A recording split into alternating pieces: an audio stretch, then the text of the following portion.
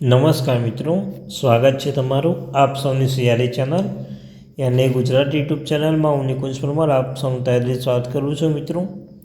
તો આજના વિડીયોમાં આપણે વાત કરવાના છીએ ICDS સેટર અને મહિલા બાળ વિકાસ સેટર જે કામ કરનારી જે બહેનો છે મિત્રો, જેમને પણ જે આંગણવાડી તક કામ કરવું છે તેમના માટે મિત્રો આંગણવાડી ભરતી 2025 બાબતે ક્યારે આવશે અને પૂર્વ તૈયાર રૂપે કયા કયા ડોક્યુમેન્ટ મિત્રો તૈયાર રાખવા અને ક્યાં સુધીમાં કેટલી જગ્યાઓ માટે આવશે નવી ભરતી, તેના ગમોટી કાર્યક્રમ પ્રમોશન સંપૂર્ણ ચર્ચા કરવાના છીએ। જે જૂનની ભરતી બાકી છે, જૂની જગ્યા ખાલી છે એ જગ્યાઓ આવશે, સાથે સાથે જે નવી ભરતી કેટલી આવશે તો તેના વિશે આપણે આવડી ચર્ચા કરીશું। ચર્ચા કરતાં પહેલાં ચેનલમાં નવા છો ચેનલ સબસ્ક્રાઈબ કરી લેજો। તમને ચેનલ પર આંગણવાડી ભરતી, આંગણવાડી ન્યૂઝ, આંગણવાડી અપડેટ, આંગણવાડી માનદ વેતન અને તો મિત્રો આંગણવાડી બાબતે હરેક અપડેટ આવે તો ઉપર તમને જાણ કરવામાં આવશે। તો આપણી આ ચેનલ એટલે કે મિત્રો એને ગુજરાતી યુટ્યુબ ચેનલને સબસ્ક્રાઈબ કરવાનું ભૂલશો નહીં, વિડીયો પર અવશ્ય લાઇક કરવાનું ભૂલશો નહીં। તો મિત્રો જો તમે આંગણવાડી એટલે કામ કરવા માગો છો, એ નોકરી કરવા માગો છો તો મિત્રો તમે આટલું ડોક્યુમેન્ટ અત્યારે તૈયારી કરી દેજો, જેથી તમારી પાસેથી કંઈ જોવું ના પડે। તો ચાલો જોઈએ વિગતમાં માહિતી। તો મિત્રો સૌપ્રથમ તો આંગણવાડી કાર્યકર તેડાગરની માનદ સેવા પસંદગી માટે અરજી કરનાર જે મહિલાઓ છે તેમને મામલતદાર શ્રી દ્વારા આપવામાં થતા નિયત નમૂનાનો રહેવાસી પ્રમાણપત્રની તારીખ ગ્રામીણ વિસ્તારમાં સરદારમાં આંગણવાડી જે મહેસૂલ ગામમાં સ્થાપન થયેલી હશે તે મહેસૂલ ગામની અને શહેરી વિસ્તારમાં સરદારમાં આંગણવાડી કેન્દ્ર જે નગરપાલિકા મહાનગરપાલિકા ચૂંટણી વોર્ડનું વિસ્તારમાં આવેલું હોય તે વિસ્તારમાં ઓછામાં ઓછા 1 વર્ષની સ્થાનિક નિવાસી હોવો જોઈએ। આ માપદંડ માટે મહિલા અને બાળ વિકાસ વિભાગ નક્કી કરે એવા નમૂનાનો જે જનસેવા કેન્દ્ર દ્વારા આપવામાં આવતું સ્થાનિક રહેવાસી ફક્ત મામલતદારશ્રી પ્રમાણપત્ર ધ્યાને લેવામાં આવશે। માનદ સેવા માટે વર્તમાનપત્રમાં જાહેર પ્રસિદ્ધ થવા તારીખ પહેલાં 6 માસનું સમયગાળાથી અંદર આવું નિયત નમૂનાનું પ્રમાણપત્ર ઇસ્યુ કરેલ હોવું જોઈએ।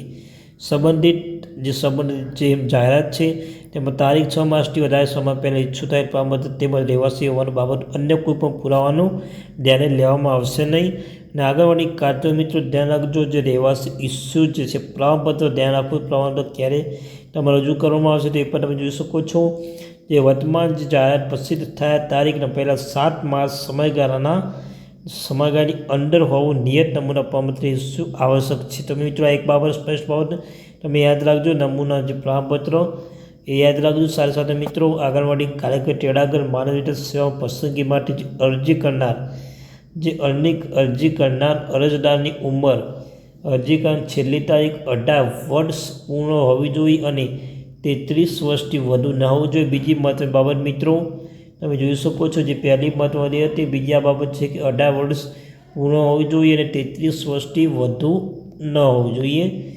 આંગણવાડી કાર્યકર માટે લઘુત્તમ શૈક્ષણિક લાયકાત ધોરણ 12 પાસ અથવા ધોરણ 10 પાસ અને AICTE માન્યતા પ્રાપ્ત કોઈપણ ઓછામાં ઓછા 2 વર્ષનો ડિપ્લોમા કોર્સ પાસ કરેલ હોવું જોઈએ। આ પણ બાબત યાદ રાખજો મિત્રો। આંગણવાડી તેડાગર માટે લઘુત્તમ શૈક્ષણિક લાયકાત ધોરણ 10 પાસ રહેશે અને અરજદાર અનામત વર્ગમાં આવતા હોય તો તે બાબતનું સક્ષમ સત્તાધિકારીશ્રીનું નિયત નમૂના પ્રમાણપત્ર રજૂ કરવાનું રહેશે। તો મિત્રો અરજદાર વિધવા તે બાબતનું સક્ષમ સત્તાધિકાર પ્રમાણપત્ર રજૂ કરવાનું રહેશે। અરજદાર જણાવેલ તમામ શૈક્ષણિક લાયકાતના પ્રમાણપત્ર રજૂ કરવાના રહેશે। અરજી કરવાની છેલ્લી તારીખે કટ ઓફ ડેટ ગણવામાં આવશે।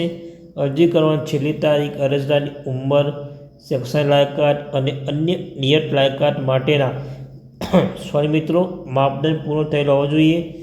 અરજદાર રજૂ કરેલ માહિતી પ્રમાણપત્ર સાચા છે તે બાબતનું ₹100 સ્ટેમ્પ પેપર મામલતદાર, નાયબ કલેક્ટર, અધિક કલેક્ટર અથવા નોટરીના સહી સિક્કાથી પ્રમાણિત કરેલ આ સારી પરિસ્થિતિ 2 મુજબ નમૂના સોગંદનામું તમારું કરવાનું રહેશે મિત્રો, એ પણ જોઈ શકો છો। જે સાથે સાથે આંગણવાડી તેડાગરના અગ્રતા આપી જાહેરાતથી દર્શાવેલ આંગણવાડી કાર્યક્રમ જિલ્લા પંચાયત મહાનગરપાલિકાના હસ્તકથી ખાલી જગ્યા પૈકી સંખ્યા પ્રમાણ 25% પ્રમાણ આપવા પસંદગી લાભ મળવાપાત્ર રહેશે। અગ્રતા ધોરણ આંગણવાડી કાર્યકર તરીકે માનદ સેવા પસંદગી માટે અરજી કરનાર તેડાગરની ઉંમર અરજી કરવાની 43 વર્ષથી વધુ ન હોવી જોઈએ મિત્રો। તેડાગરની ઉંમર પણ 43 વર્ષથી વધુ ન હોવી જોઈએ।